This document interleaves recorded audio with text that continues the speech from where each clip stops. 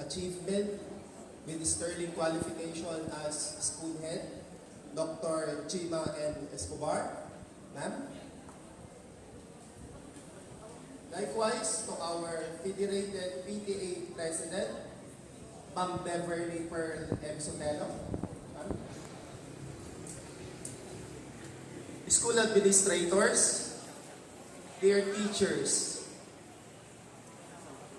our heroes of the new generation, our completers, and our responsible parents, friends, ladies and gentlemen, a blessed and wonderful morning to each and every one. Good morning, Good sir. morning. Good morning, sir. Firstly, I have to convey my most profound congratulations to everyone for finally reaching the distance, for finally accomplishing the demands, the 4-year basic education curriculum for secondary schools.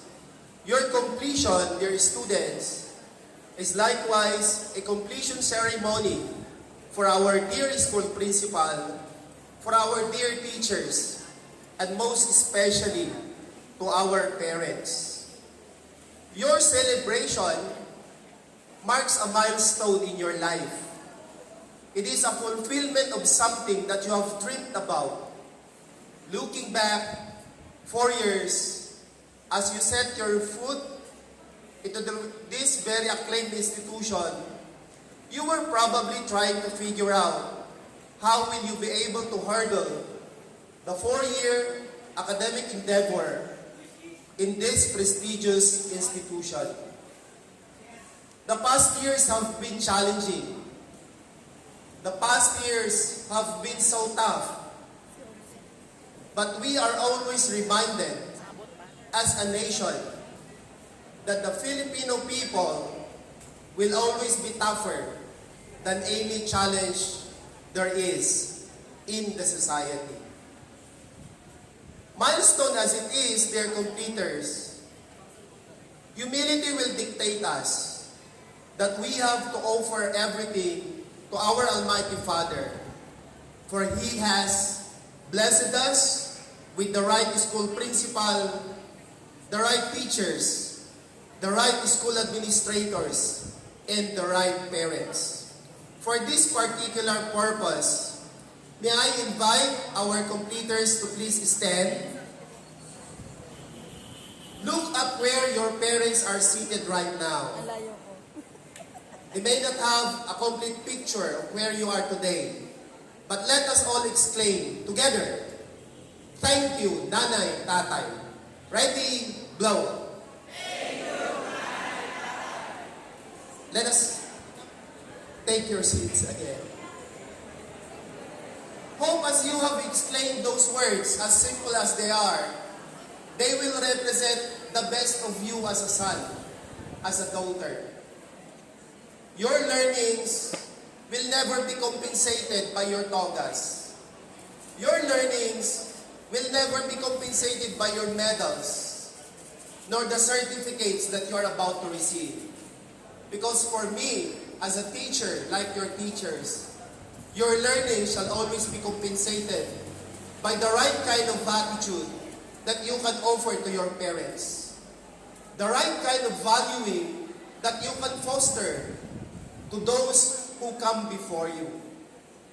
Mind you, our ceremony today is likewise a great sacrifice for this country. It is likewise a manifestation of unfading commitment from our local government unit and likewise our barangay governments. Moreover, it pictures the necessity of strengthening the foundations of our family. For everything that we shall commit, we look back to our nanay and tatay. For everything that we shall accomplish, we offer them unselfishly again to our nanay and tatay. For the past 2 years, we have survived the pandemic. But the past 2 years were never simple. They demanded the best from our parents. It reminded us again the very fundamental principle that our families remain as the basic unit of our society. It is therefore a must for us, dear teachers, that as we traverse the journey, providing the right amount of knowledge to our students, we look back into the lessons of parenthood. We look back into the very virtues of fatherhood and motherhood. There are lessons not learned inside the classroom, but are better learned at home. For this effect, our parents for the past years became the immediate teachers of our students. With or without readiness, they were forced to comply with the requirements of distance learning. Hence, their students, their completers for school year 2022-2023. May you always find the joy to say thank you to your teachers. May you always find the love to your parents. May you always find gratitude in your heart for our Almighty Father. And may you always remember the dream that united every one of you in this hall. Let me therefore enshrine in your hearts this particular statement that goes this way. How great it is to have the freedom to dream and the power to make those dreams come true. I wish to reiterate it for our completers. How great it is to have the freedom to dream and the power to make those dreams come true. You before were but a dream. You were a dream by your parents. Your education is a right that parents need to satisfy. The quality education that must be afforded is a commitment that each teacher must selflessly endeavor. Hence, the national government, for this particular undertaking as we celebrate your completion rights, wish to remind you that you are a product of the Batang Matatag campaign of the Department of Education, which goes more than a distance, which goes more than your completion rights, because it has to impact building better families, building better communities, and building a better nation. This can only be made possible if our students are imbued with the right kind of attitude, the right amount of knowledge, the right competencies that will make them competitive globally, that will make them productive as member of the labor force, and that will make them responsible as a citizen of this republic. With this calling of the national government to institutionalize the campaign for Batang Matatag, our completion rights is a resounding success for imposing a curriculum that will help our school really comply with the requisites of the Bansang Makabata, Batang Makabansa. Your coming, dear parents, likewise, is a fulfillment of a responsibility. It goes back into the very basic of how you opted to become parents. Our children never came out of nowhere. They were fruits of marriage. And may this marriage remain as a rock. We are confronted with social dilemmas.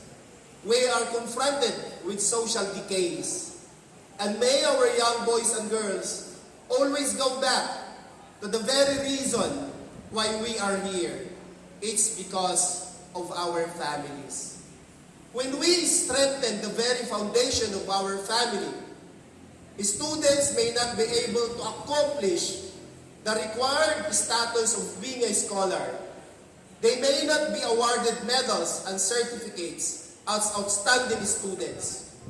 But when we make them responsible members of our families, there is success beyond measure. So the ultimate measure of a completion rite is therefore never the medal, never the certificates, but significant change in attitude. The attitude that will help you realize why parents need to wake up early in the morning, why parents need to sacrifice a lot, why parents need to hide their tears, and why parents can afford to buy something new for them, but they can always buy something new for their children. And why parents cannot afford to buy you something more significant as compared to your neighbors. It is because the least that we have is the most that they can offer to you. I was born of a poor parent, and I am always proud of them. The early years of poverty in my life made me realize that poverty is never a situation. That poverty is never a reality. It is but a consequence. Consequence of indolence. Consequence of lack of accountability. Therefore, for me, when I was still a young boy like you, I dreamed a lot.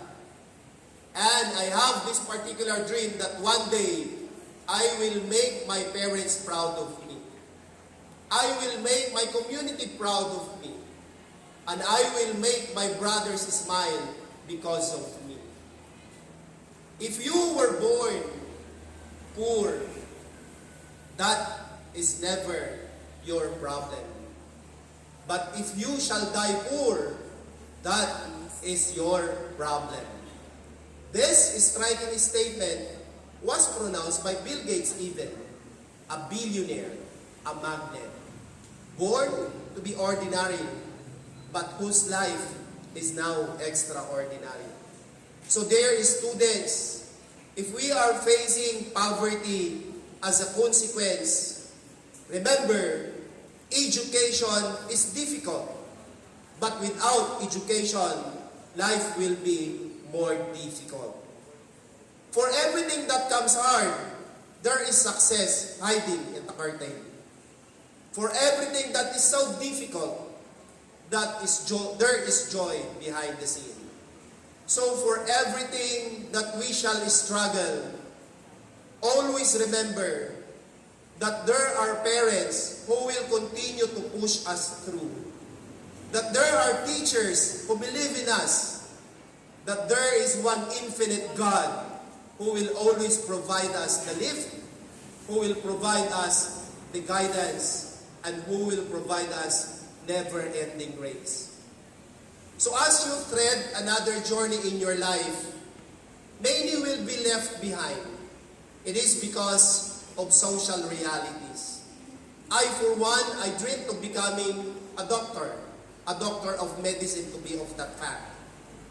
I have this special admiration for those practicing the profession. But realities in the family will not allow me to enroll for college after graduation in high school. Hence, dear competitors, I stopped for 1 year after graduation in high school. Because my parents cannot afford my dream. The dream that I had scared them a lot, but it was a total surprise for me. I took hold of that dream to become a doctor. It was when I learned that I graduated in college as a teacher and employed in the public schools. I learned that if I am to continue my education and enroll in graduate schools, I can still fulfill my dream as a doctor. And that was my striking motivation. I persevered despite of inadequacies, believing that there is indeed beauty in my dream. There was nobody that I can share this aspiration except my heart and except the God that made life possible. So for years that I have to struggle, And when graduation finally came, I have to offer my medal to my mother, to my nanay, and said to her, "Nanay, ang anak nyo ay doktor na." It was a difficult journey. It was never filled with chocolates. But it was a journey that made me stronger than before. It was a journey that made me believe that life is difficult if only you make it difficult. It was a journey that helped me realize that many will be smiling before you, but they will never be your friends. They are smiling before you because they are waiting for you to fail. So you have to offer in silence your successes to them. For those who never believe that you can, you offer your successes to them. In silence, you can conquer poverty. In silence, you can become your dream. The only factor that you've got to believe in is you have the joy, you have the courage, you believe that you can accomplish your dream. At the outset of this undertaking is also a manifestation that your local government has been committed, has shown a different kind of commitment, I should say, to make education possible. For the past 2 years, PRRD, our then president, issued a proclamation declaring a national state of emergency, thereby making schools impossible to open for the next school year. Hence, those years that we have struggled, it likewise challenged our local government units, our barangay governments, and most especially your teachers and your school principal. They made quality education possible. They braved the distance, offering their lives. They did not fear death at that time. What they had was purely to serve your right to education, to serve the right kind of education, to make this school functional, to help you realize your dreams. It may be difficult at your young age to understand the challenges that I am conveying, dear completers. But may, as you journey life outside dflomnhs, you will find the joy to look back and say thank you to your parents. May the cycle of poverty that you have been facing for the past years be your inspiration. Remember, your seatmate today is not your dream. Your boyfriend today is never your dream. Your girlfriend today is never your dream. Take time. Believe that if this fellow loves you that much, he will respect your dream and he will be part of your dream. So every day, take the joy, dear completers, to commit a single step nearer to your dream. No matter how distant the journey is, it will always begin with a one big step. And may every day you find your dream inching closer to your very hands, to your very heart. In parting, kanina habang papunta ko dito, naalala ko muli yung isang anekdota na aking nabasa. Tungkol ito sa isang mangangaso na ang pangalan niya ay dflomnhs. Habang naglalakad si dflomnhs sa dalampasigan, ay nakita niya na ang dami-daming starfish na naiaalon papunta sa seashore. At lumapit ang isang binibini na ang pangalan niya ay Chima. Sabi niya kay dflomnhs, kahit anong gawin mo, hindi mo maibabalik sa dagat ang mga starfish na nadadala sa dalampasigan dahilan sa alon. Hindi mo magagawang ibalik silang lahat. Subalit, ang ginawa ni dflomns ay pumulot siya ng isang starfish at muli niya itong inihagis sa gitna ng karagatan at sinabi niya kay binibining Jima, sa starfish na yon, may nagawa na akong pagbabago. Hindi ko man mabago minsanan, pero bawat isa sa aking buhay bilang guro, ang mabago ko ang pag-uugali ng isang mag-aaral at mapaniwala siyang mahal na mahal siya ng kanyang mga magulang ay isa ng malaking tagumpay sa akin. Mga minamahal na mag-aaral, kayo ang starfish ng dflomns. Pagpatuloy nyo ang inyong paglingling, sana palagi makakaya niyong lumingon at sikapin na sabihin sa inyong mga guro, Ma'am, Sir, hindi po ako nag-asawa ng mas maaga. Tinapos ko po ang aking karera, ang aking pangarap, ang aking inuna. Magandang buhay! Maraming salamat! Congratulations sa inyong lahat!